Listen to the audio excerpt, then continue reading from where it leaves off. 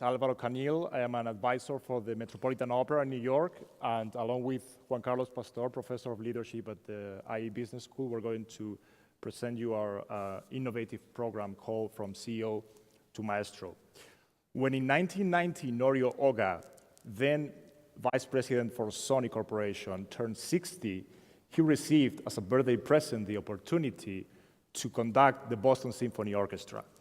It is clear that senior executives and conductors share many common traits. So in our session, we will try to answer a simple question, which is, what can business leaders learn from classical music orchestras and their conductors? A conductor faces the ultimate challenge to attain perfect harmony without saying a single word. Still, they manage to create order out of chaos and achieve a high degree of artistic quality by coordinating a group of talented individual musicians who need to adapt to one another to perform as a unit. Business leaders face a similar challenge.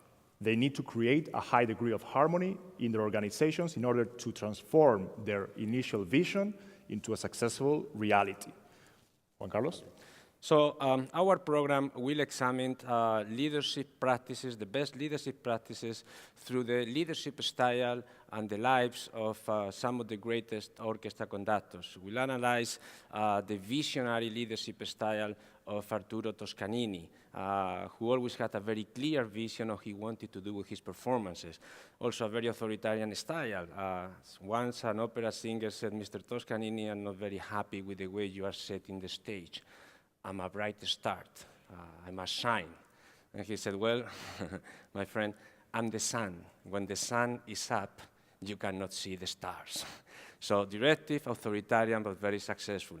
We'll examine the inspirational style of Riccardo Muti, who makes an effort to inspire his musicians, the orchestras, so their music can inspire people.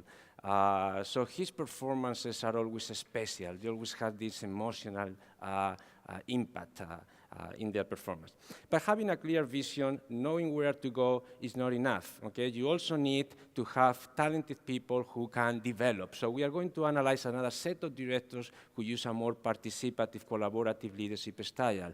James Collon, Jimmy Levine, he defines himself as a teacher. So he spends time talking and developing people. And finally, we are going to examine a very unusual orchestra, the Orpheus Chamber Orchestra, an orchestra with no conductor, with no leader. That doesn't mean they don't have leadership, but the leadership is shared. All members of the orchestra contribute to lead the orchestra by taking on different roles. So I hope to see you in our session, and we will listen to some of the most wonderful music conducted by some of the greatest conductors. Thank you very much.